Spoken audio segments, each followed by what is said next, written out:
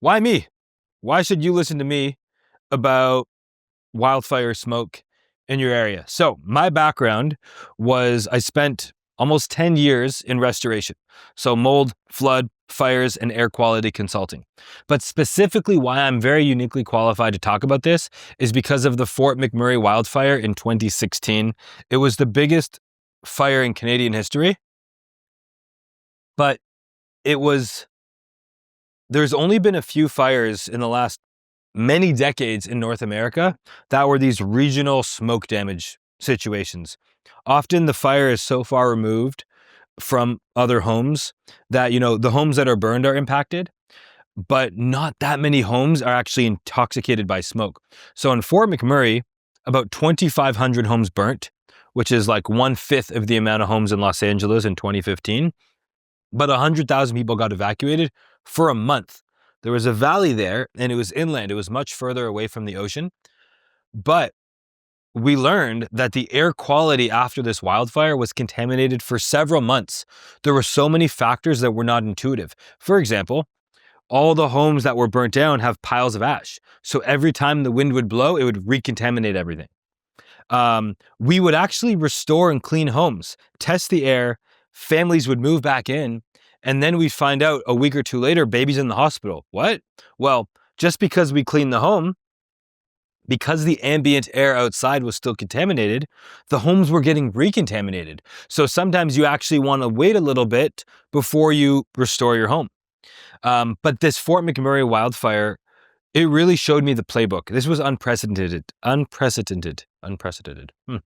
Insurance companies, restoration contractors, nobody had a book for this. At the beginning, we were all kind of like running around like chickens with our heads cut off. Do we do duct cleaning? Do we do insulation removal replacement? Steam cleaning carpets? HEPA vacuuming? Do we throw things out? Do we keep things? What about the paint? What about the electronics? Kids' toys? Mattresses? And there's a little term called neighboritis when you're dealing with a disaster, which means whatever your neighbor gets done, everyone on the street wants done. So if a neighbor gets new floors, everybody wants new floors. If the neighbor gets a new roof, everybody gets a new roof. But there's usually just cause for these things. So nobody even thought about removing and replacing insulation for about the first month or two after the fire. Then we realized, whoa, when you go into the attic, there's a lot of ash and soot in the attic. We got to take that out. We have to encapsulate the wood. So what makes me uniquely qualified to teach you about this was the 7 months that I spent remediating homes after the biggest wildfire in Canadian history. That was really, and 99% of our work was not homes that were burnt. It was these smoke damage claims.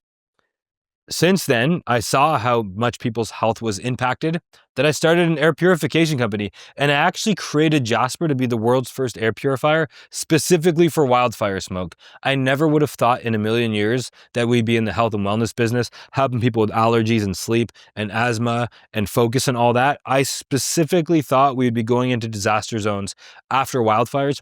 And the reason we made Jaspr so beautiful is we would use these massive, large industrial air scrubbers to clean people's homes.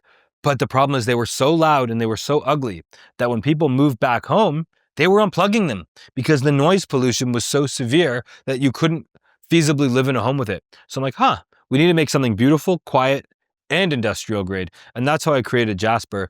But I just wanted to give you a bit of a background on my experience of what led me to be knowledgeable in this situation.